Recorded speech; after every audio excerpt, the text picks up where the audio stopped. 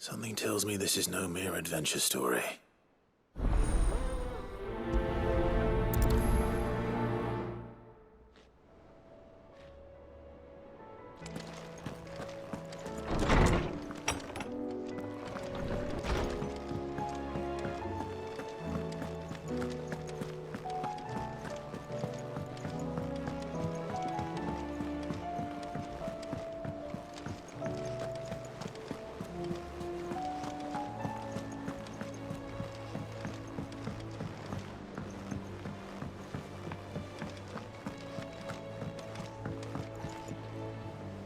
Vivian, I read your note, and I'd be happy to help you find the book you're looking for. Thank you, Clive. But tracking it down will not be easy. Are you sure? Please. You have always granted me your wisdom and insight whenever I asked. It's only right that I return the favor. Or at least attempt to. You are too kind. Alas, what I ask of you is rather more trying than delivering the odd lecture. I spoke with Hippocrates to see if he had any inkling as to where another copy might be found, but... But perhaps it is best that you hear the details from him. If you say so. Forgive me, Clive, for asking this of you. But this book, it set me on the path to becoming who I am today. Its importance cannot be overstated.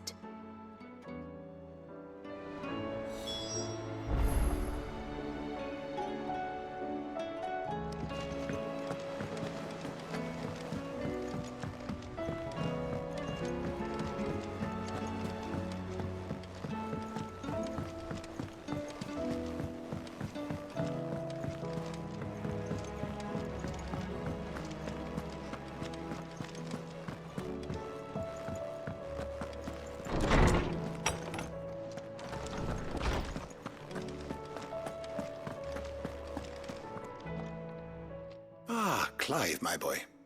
What a pleasure it is to see you. Hippocrates. There's something I need to ask you.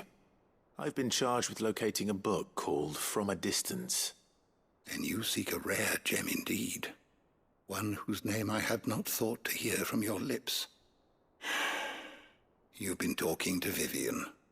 Right as always. But she didn't seem keen to tell me very much. I take it she didn't like what you had to say. And yet I gather it did naught to dissuade her. Clive, if the young professor has tasked you with obtaining a copy, I fear she asks the impossible. The executors would not allow it. The executors? Coveters of Secrets. A clandestine organization committed to the collection and intenebration of forbidden texts and technologies. One such text being the tome Vivian seeks, chronicling as it does the true history of the enslavement of bearers, a tale which could overturn the established order were it ever to become widely known. Or, so rumor has it. I've never actually read the thing, or even set eyes on it for that matter. How is it that I haven't heard of this organization? Why, secrecy is the executor's watchword. They lurk in the shadows, emerging only to seize that which must be seized, be it books, inventions, or people, before disappearing again, leaving nary a trace. Which would explain why Vivian's copy was snatched from her grasp not long after she found it. By the hand of the executors, yes. But what drives them? Self-interest or ideology? A fine question. Sadly, all that is known of the executors can be recounted in a single breath. You may just as soon ask me of their origins, numbers, or the identities of their leaders. Any answer I give would be pure speculation. Then my hunt was doomed from the first.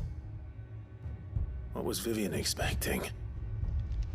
That I'd pluck it from thin air? Not from thin air, no. From ash. Rumors of the executors are rife among the scholars of Storm, but rather less so across the strait. I have a friend. Well, I had a friend in the village of Garnik. a collector of rare tomes, upon which subject we would oft correspond. Alas, I have heard naught from him since the skies fell dark. And no doubt he, too, has turned. But, though he did not mention it by name, it is possible that a surviving copy of From a Distance yet rests upon one of his many shelves, quietly awaiting discovery.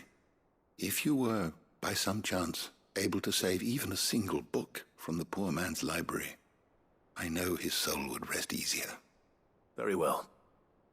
When I next find myself in Waloed, I'll be sure to pay Garnick a visit.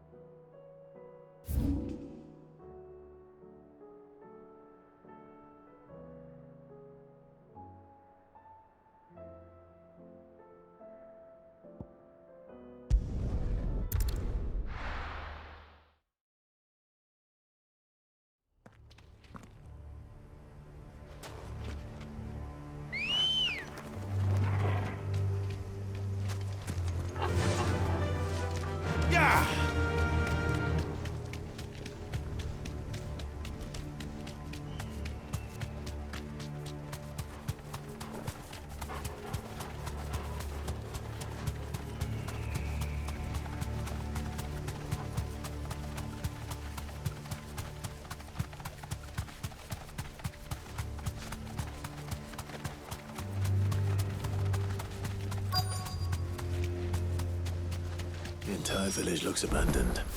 Now, which house would a bookworm live in?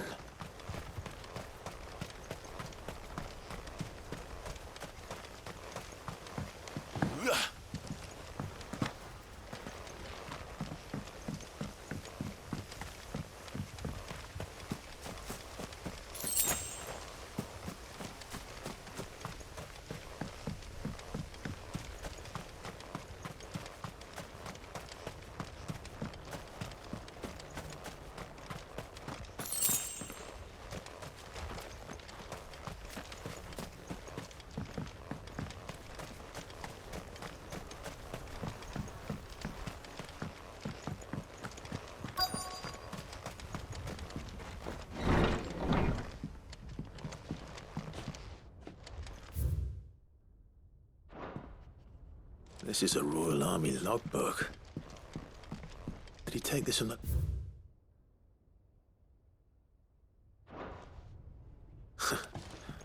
His interests were certainly varied.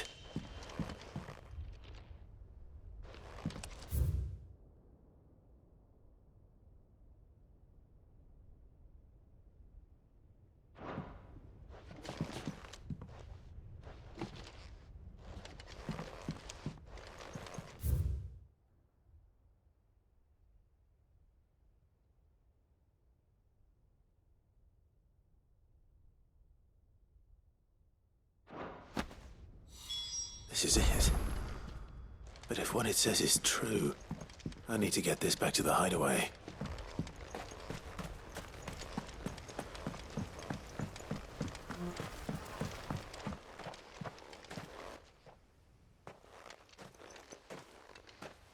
Leaving so soon, stranger?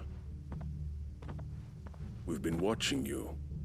From a distance, so to speak. Subtle. I know who you are. Then we need not waste time on introductions. Hand me the book. Leave it in our care and return to your life. Your care?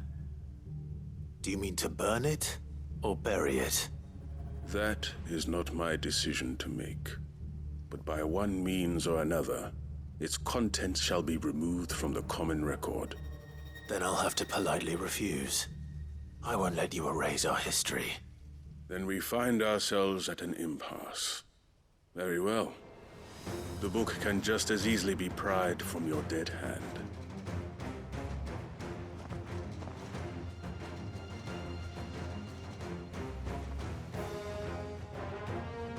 see, shall we?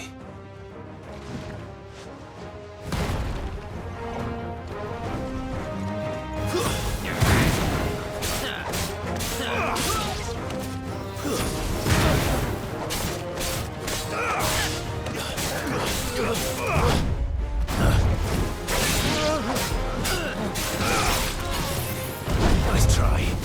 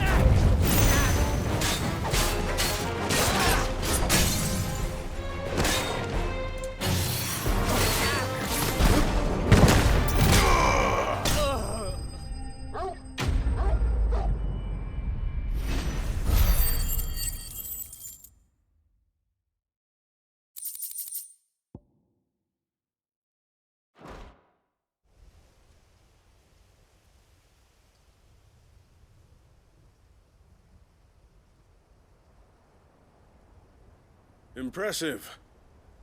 But we have other means. We shall claim the book yet. Why do you want it so badly anyway? It lays out in no uncertain terms the vanity and avarice of mankind. It tells the shameful history of the persecution and oppression of a gifted few by a giftless many. Would you say that this interpretation was correct? I don't know. You don't know. Your sword may be sharp, but your wits are dull. So let me answer for you. There is no correct interpretation of history. That a series of events took place may be proved beyond a doubt. But there can be no single, immutable explanation as to why they came to pass. It is a question of numbers and of belief. If enough people believe that a set of events occurred for a reason, that belief becomes the truth. So you're trying to control the truth? We are trying to protect people from themselves, from knowledge that would bring them naught but pain. That is all. You may keep the book, for now. The world is small. We shall meet again. Until then. Wait! Damn it. Let's get this back to Vivian. Perhaps she can explain what that was all about.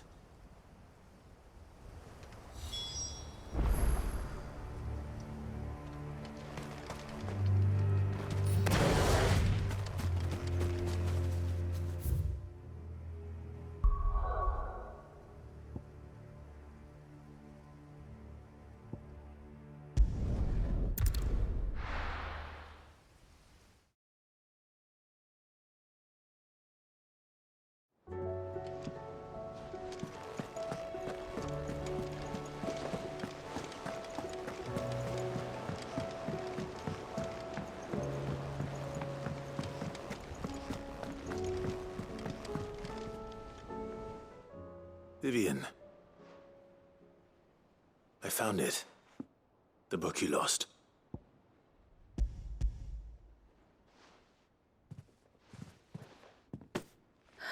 You found it. Thank you, Clive. Even though I asked this of you, I was not entirely sure it would be possible. I feared the executors had seized every copy. I met with one of these executors, and I convinced him to let me keep it. He told me something. That the truth is just a matter of collective belief. And that if enough people believe a lie, that lie becomes the truth. It does. But it also means that the truth is not immutable. That it can be changed. Provided that those who wish to change it can convince enough people that their perspective is the correct one. As the sad history of the bearers proves. You said that the book inspired you to become a scholar. It did. Or its author, rather. She was a heretic, you see. A firebrand and a dissenter. A gallows stood ready for her in every corner of the realm. And by shunning society, or perhaps being shunned by it, she stumbled upon a truth so potent that an entire realm trembled at the prospect of its utterance. I, too, have always felt somehow set apart from the world of men. A stranger to my own species. She taught me that my solitude was not a curse, but a gift. And that, though my journey to the truth might be a lonely one, what I found at my destination would be more than worth the cost. Do you still feel that way? That you're not one of us? Honestly, I'm not entirely sure anymore. Since coming to the hideaway, I find my thinking somewhat clouded. Perhaps the result of studying mankind from a rather closer perspective than I had intended. But the more I study, the more I find value in this perspective.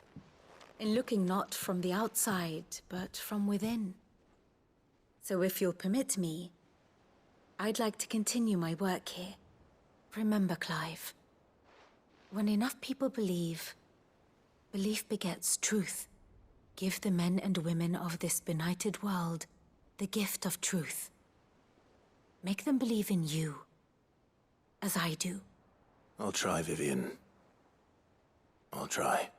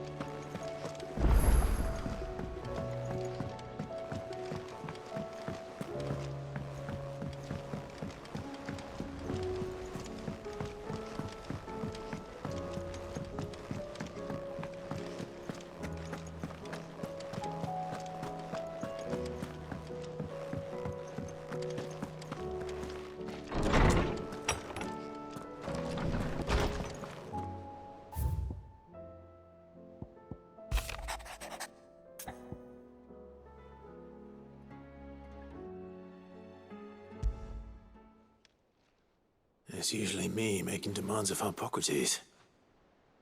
I wonder what this is about.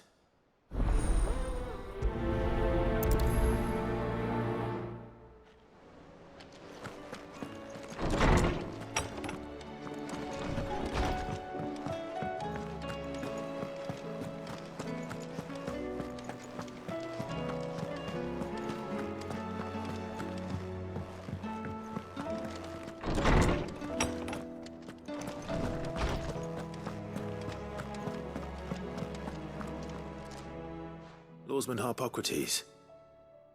I received your note. Ah, yes. I expect you're wondering what this is all about. You spoke of making amends with Dion, but I can't imagine what for. Then I should begin by telling you that I was once his tutor. This was some years ago, of course. before I joined Sid in his hideaway. At that time, I was counted among the foremost scholars of Oriflamme, and was accordingly invited to the palace to supervise the young prince's education, all to ensure that the future emperor had a firm grounding in, well, everything an emperor should. History, religion, commerce, government.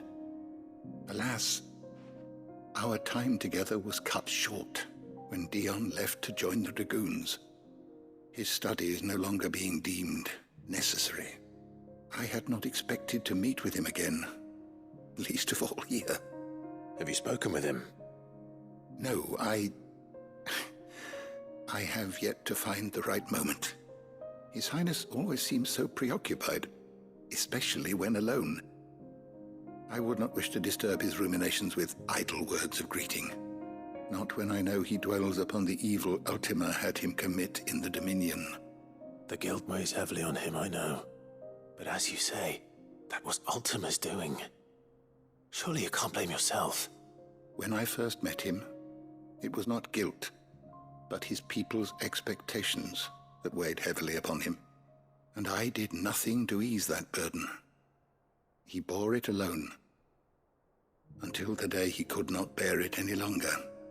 It is one of my greatest regrets that I only ever offered him my wisdom, when what he truly needed was friendship. The blame for Dion's transgressions lies not only on his shoulders, but on mine. I see. I'm ready to help you in any way that I can. Then I beg that you bring me a wild wyvern tail. Apothecaries across the ages agree that even to glimpse such a flower is to be granted inner solace. Fabulists and fraudsters all, of course. But there is oft a seed of truth to be found where even the most outlandish opinions align. Well, it can't hurt to try. Where can I find this flower? And how will I know it? You have seen cultivated wyvern tails before, I trust. The lily-white blossoms from whose roots the poisonous ink for the brand is distilled. Well, those which grow in the wild differ only in their purple hue. The harsher the environment in which they are raised, the deeper the color. There is a waterfall in Rickmal's roost across the strait, where the flowers once grew in abundance. Whether they still survive there, I know not. But try as I might, I can find no likelier location. It's all right. I'll find you a wyvern tail one way or another. Thank you, Clive. And please, be safe.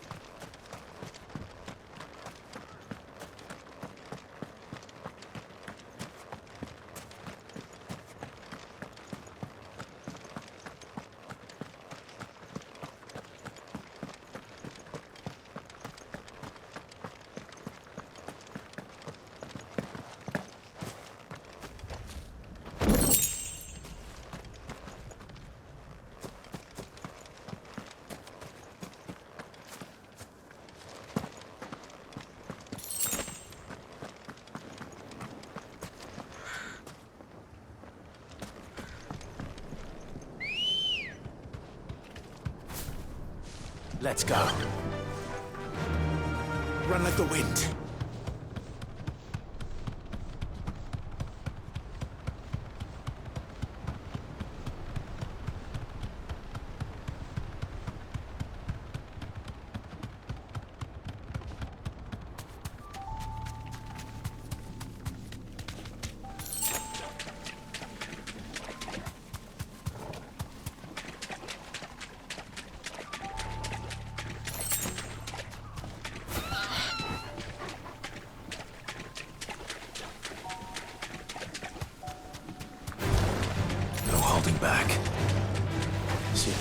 must have been flooded twice over. Purple flowers blooming next to a waterfall. Shouldn't be too hard to find.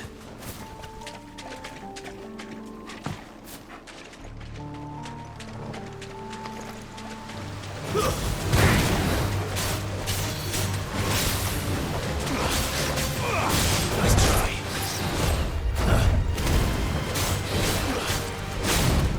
Too slow.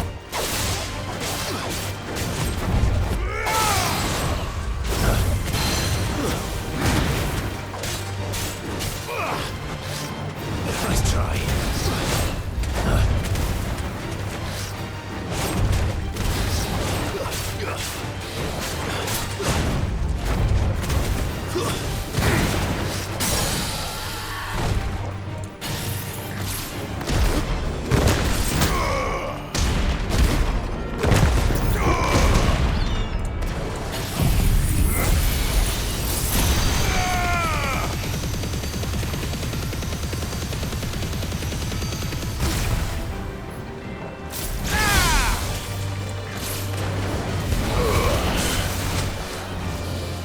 Nice try.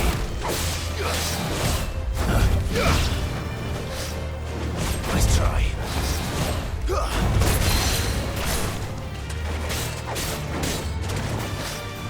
Too slow. Nice try. Too slow. Nice try.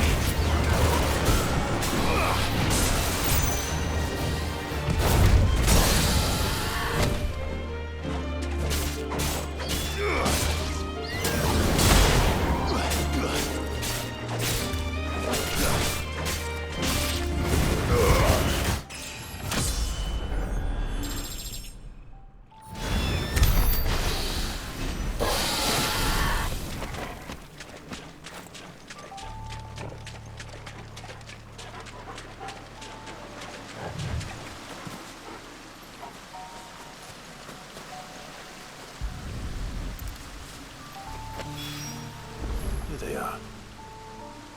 Might as well pick enough for a bunch, I suppose.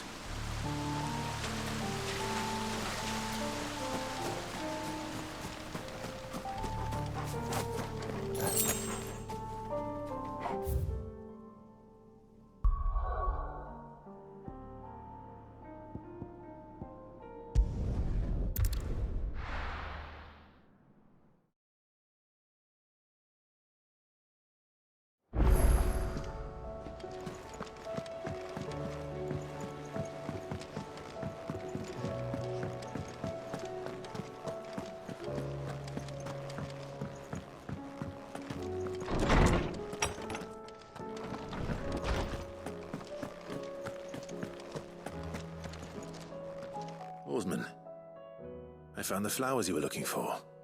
You did? I think I did.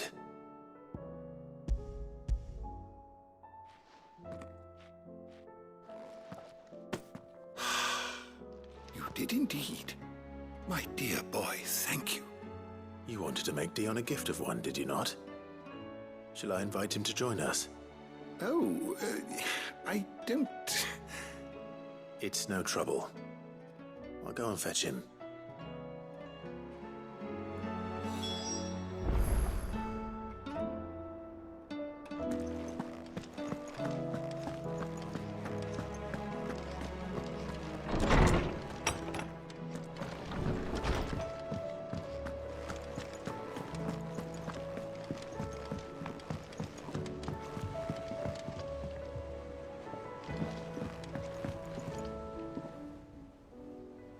Your Highness, would you do me the honor of accompanying me?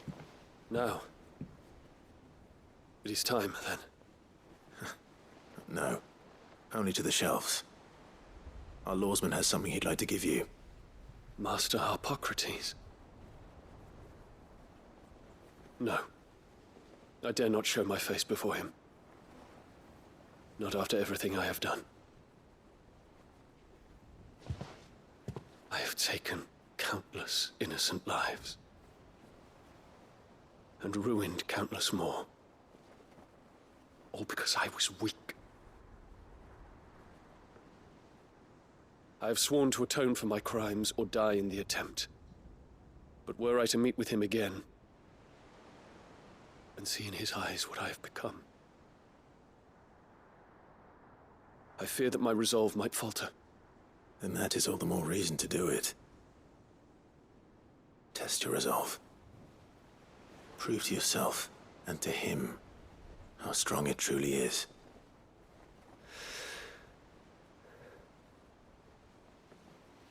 You are right.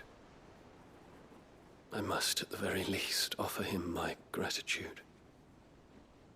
Very well, then. Take me to him. Follow me.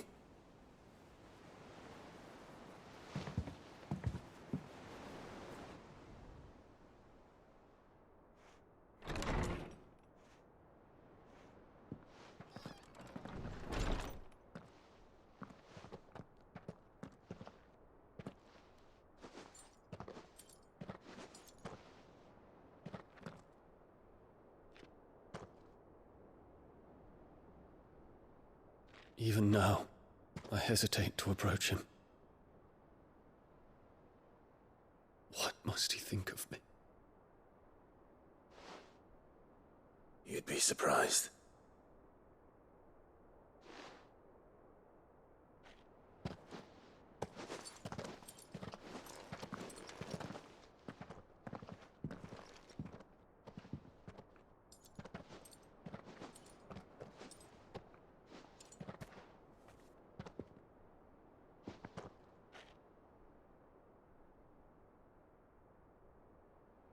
Master Harpocrates, pray, accept my apologies for leaving your tutelage before my studies were complete.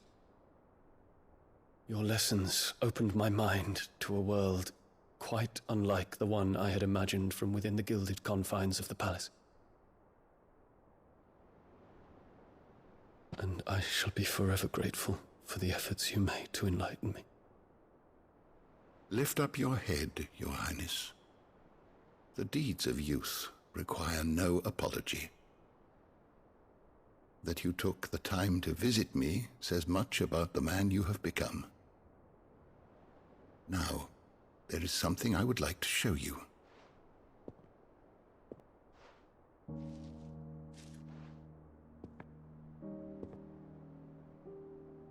Is that a wyvern tail? The color is unfamiliar to me. Because it is unique to those found in the wild. Something in the harsh environments in which they grow lends them this striking hue. Their roots are indistinguishable from those of their hothouse cousins, but once they bloom, the difference is immediately apparent. In this flower, I see you, Your Highness. Its roots were the roots of a wyvern tail, with all that implies. But they do not define it, just as yours do not define you. I want you to have it, that it might remind you of this truth.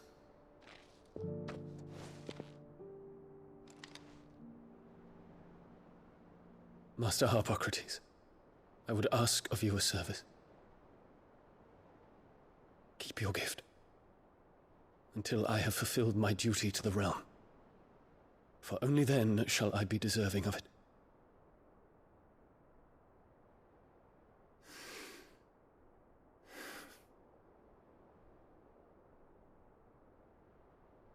As you wish, Your Highness.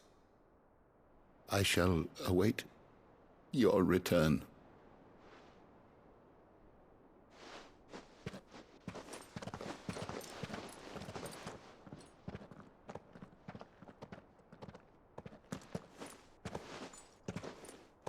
Our roots do not define us. No wonder my stepmother didn't like him. For reuniting me with memories I had thought long lost.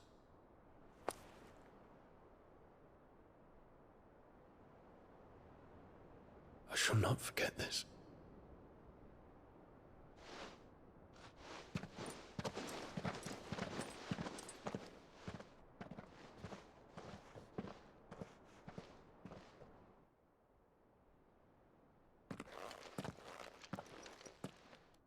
Thank you, Clive.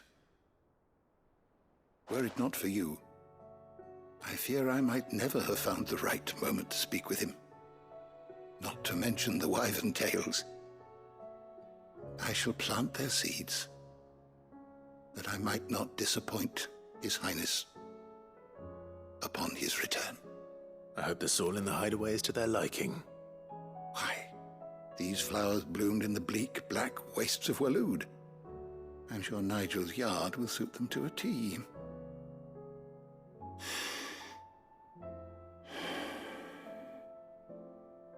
When it comes to expressing one's gratitude, I find that words are seldom sufficient. Here. What's this? A stolas quill. Or more precisely, my stolas quill. 'Tis said that an owl's feathers are steeped in the wishes it hears over its long lifetime. All those words just waiting to pour out onto the page. So consider this my wish for you. That one day you may put down your sword and pick up that pen. Well, when that day comes, I'll certainly have a lot to write about. Thank you, Harpocrates. It shall have pride of place in my chamber.